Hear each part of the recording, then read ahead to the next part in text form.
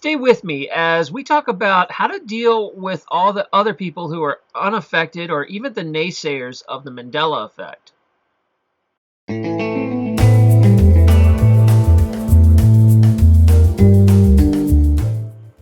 If you're here, you already know what the Mandela Effect is, obviously, because we're here to talk about it. And I'm going to share with you some ideas and techniques that will hopefully make your life a little better. If you don't know what the Mandela Effect is, I will put a little link up right there.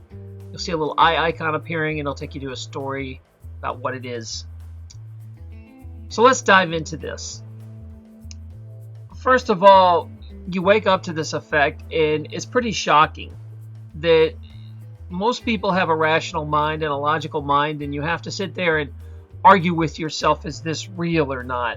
Am I crazy? Is this going on? And what happens is, well, my personal stories, I just got worn down.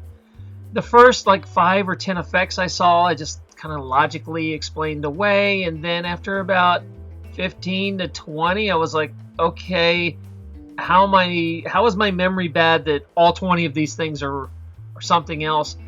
And then now it's like a list of almost 200 things that have changed that people have documented, and there's just no explaining away that you lose a point where you can't rationally explain 200 changes and major changes in some, like continents moving and bodies changing, that things that just sound crazy and don't make sense. So eventually your other mind takes over, which is your faith mind of, okay, something's happened, my reality has changed, and I have to accept this. And once you do that, it's actually very liberating, and I'm in a much happier, better place once I got through that lock. Because, when you're arguing in your mind, is this real, is this not? It's a very hard place to live. It'll make you feel crazy. Once I accepted this is happening, it's actually been very liberating. That being said, I think you have to understand how to deal with the people around you. And a lot of it is patience and tolerance. You have to put yourself in their shoes. Imagine somebody that you love wakes up and is just sounding like a crazy person. And I get that, because if I listen to myself, I sound like a crazy person. I understand. But it's so real. Even if these are fake memories implanted or whatever your theory is on this, it's very real to me. It's just as real as a spiritual or a religious experience. I get what people are saying, and I know that's kind of a hard comparison for some of you, but I want you to hear me out, is when somebody has a religious grace on them, they find Jesus, Allah, Buddha, whatever their flavor, it gives you an inner peace inside that you feel better, and it's impossible to logically explain to someone. You see, if you take this route where you're trying to beat them over the head with things have changed and here's the proof, here's the proof, here's the proof, they're always going to explain away the proof. Skeptics, the internet skeptics, these guys, I know you've seen them, they have a new 50-cent word, confabulation, and you'll hear this all the time, which basically means that all of us have a shared fake memory. They just use it to explain away everything, and frankly, I find it insulting when people drop that word on me. And it depends on how they deliver it. If they're truly trying to help and be like, well, rationally, this can't happen, all you have bad memories. If they're polite about it, I get it. But what I'm seeing is mainly it's just trolls on the internet that just throw it out there and tell you you're an idiot.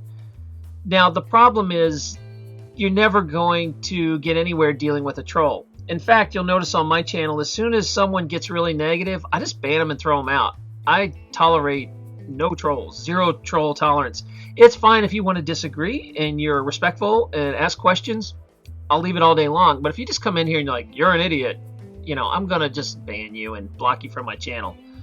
So you'll see people just kind of disappearing in the comments sometimes. I want this to be a nice, rational, polite discussion. I honestly don't understand the mind of internet trolls. I don't. Let's get back to the topic at hand here. How do you deal with, your loved ones and friends that aren't feeling the Mandela effect?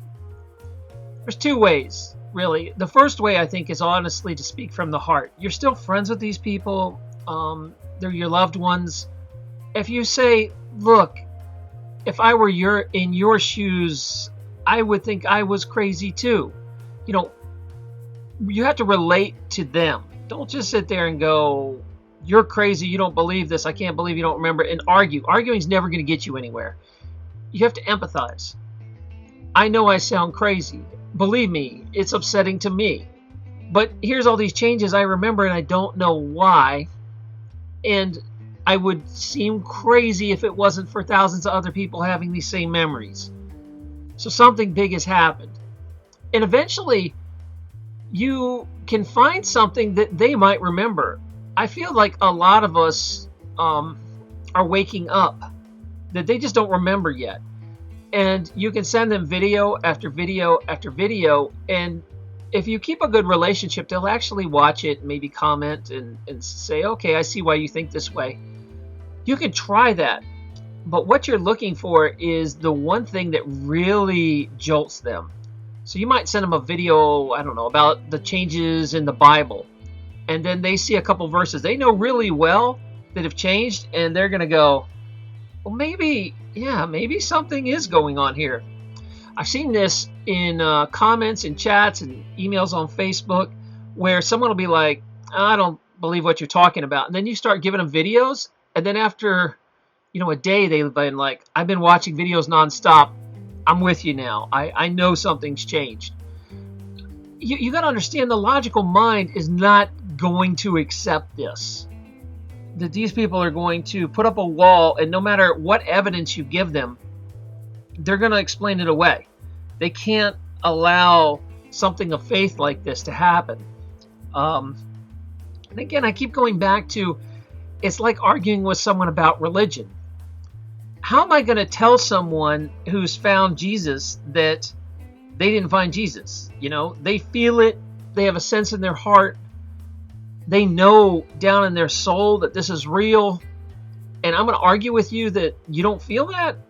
And I kind of take it the same way. I'm done sitting here trying to find logical proof and trying to convince people to believe me. I'm over that. What I'm going to do is just keep talking about the experience with myself, and hopefully they listen. You can't convince people. They have to find the truth on their own. And all I can do is kind of offer a direction to go and let them do their own searching. At this point in my life, I'm too old to sit here and try to convince people and waste my precious energy bringing someone just a little closer towards us and a little closer. I'm done with that. I'm going for the low-hanging fruit. In other words, it'd be like we all live in an apartment building and it's on fire. And I only have so much time to get out. I knock on the door, and I'm like, hey, there's a fire. And the first guy's, okay, fire, let me get out. I knock on the second door. The second guy goes, no, there's no fire. Show me proof there's fire. Well, I'm not going to sit there and argue with this guy if there's a fire or not. I'm just going to say, okay, stay in your room. I'm going to go to the third door and knock. Hey, there's a fire. And the next person will say, okay. Don't waste all your time on these people, even if I know it's really hard because they're so important in your life. They're like, your family or friends or someone that is probably going to disconnect from you because of this. And that's really tough. But it's a lot simpler if you're kind of like me at this point in your life, where just stop fighting and arguing and just find some people that believe you already. It's way easier and you'll be a lot happier. So that's kind of the first thing I'm going to really put out there, is just have patience with your loved ones and kind of give them a little information. It takes time. And sadly, some of them will never allow their minds to accept anything like this. And you just deal with it. I mean, life is about changes sometimes. There's, as a liberty activist, I've gone through this my whole life. Most of my friends that I met through the years won't talk to me because my views are too radical for them. It makes them feel uncomfortable if we talk online. So when I do interact with them, I just don't bring that stuff up. honestly, I just avoid it. And you have to get to a realization that friends change throughout your life. That you will lose your old friends and get a bunch of cool new ones, though, that do believe you and do feel this and have a lot in common. And that's where the internet's awesome. You can find people who believe you and are going through it and will discuss with you. I saw some comments about how someone's spouse didn't go through it, but they did. So their spouse doesn't believe them, and that their friends don't believe them. And the only people that they can actually talk to about this are online.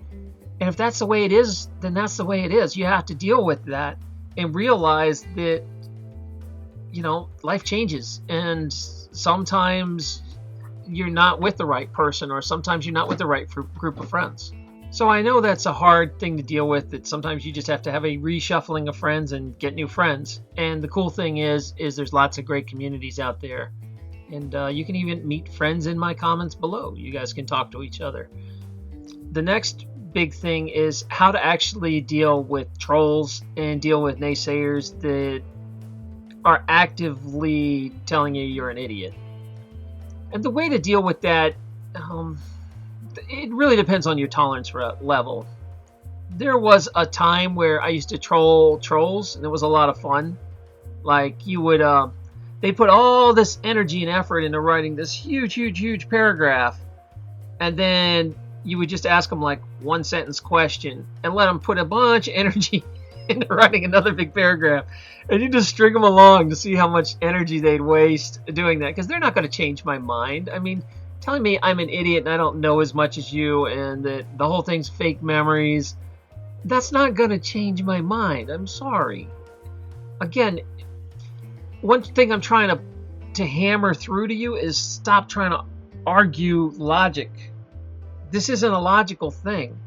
I know everybody's searching for evidence around the internet to prove it so they can say, look, I'm not crazy. There's all this residual proof. And that stuff's cool, but they're always going to be able to explain it away. You have to treat this more like a religious experience where you know what you know, and if they want to argue with you, they're arguing with you about your feelings and memories, which they can't win that argument. I mean, you can't tell me how I feel. So you'll be a lot happier if you take that route. I don't engage them. Like I said, it's just not worth my time and effort. Trolls feed on that kind of energy, so just don't take the bait. The other group of people that, of course, come around are the self-appointed skeptics, where they're always the smartest person in the room, that nobody's as smart as they are. And they usually quote some other skeptic as their source that you're crazy. Again, here's the thing, and this is what you got to realize, and it's hard to say this, but pretty much all studies out there are BS. I can find any scientific study, I can find the counterpoint that says it's wrong, and it's pretty much just as believable. For any good study, you can find another study that says the opposite. And the reason that is because studies are all funded for political reasons. They're never like going to be someone that just spends $1 million without having a study come out the way they want it to come out. And a lot of studies that come out opposite of what you want just get buried. You never hear about them. So you really can't trust scientific studies. I mean, I wish we could. And, I know we quote them all the time, and because it's kind of like the best we got. But there's always some sort of hidden agenda in all those studies. And doing enough research, when I was doing some honors classes and things like that, it's pretty easy to manipulate your findings in those studies if you want. So I just don't put a lot of faith into that. What I actually believe is what I feel is right and what resonates right with me and what I've actually seen in my real life. You see, truth doesn't need to be repeated and beat into your head. In other words, things that are right, don't kill people, don't steal. You kind of instinctually know this. But any sort of message that has to be repeatedly drilled in your head since you're a child, as in, trust the government, you need this, you have to, the government takes care of you, some sort of thing where it's just beating in your head since a child, probably not true. Because the truth, you don't have to keep repeating it until we believe it. So you got to trust yourself and trust your heart and what you feel. And I know that's hard for some super left brain logical people. They just don't think like that. But maybe it's time you try, because you're going to find a lot more inner peace if you trust what you hear and say, does that feel right? Instead of saying, does that sound right? Does this resonate with me? Do I get it? Does my soul agree with this? That's the way to handle stuff. If you take that little bit of advice from this video, your life will be a lot happier and simpler. Anyway, hang in there. We're a community. We'll get through this together. Leave some tips below if you have some good ways of dealing with these things and you found some solutions. Again, I'm trying to keep all my threads very positive. I'm not really into the doom or gloom, we're all going to die sort of thing. I want to, hey, this is a great awakening, and how can we make it better? So if you're on that wavelength, I'd love to hear from you below. Also, if you are new to my channel and you've never been here before, I don't always talk about the Mandela Effect. I'm a variety channel. I have all kinds of stuff on my channel. I just recently started getting into Mandela videos because they have been so big in my life lately. And I just had to talk about it. So you can search around and look on my channel. There's lots of cool videos. And also, I have private and unlisted videos over at my website. And you will check that out here, TaranLupo.com. So I'll see you over there. Thanks for watching.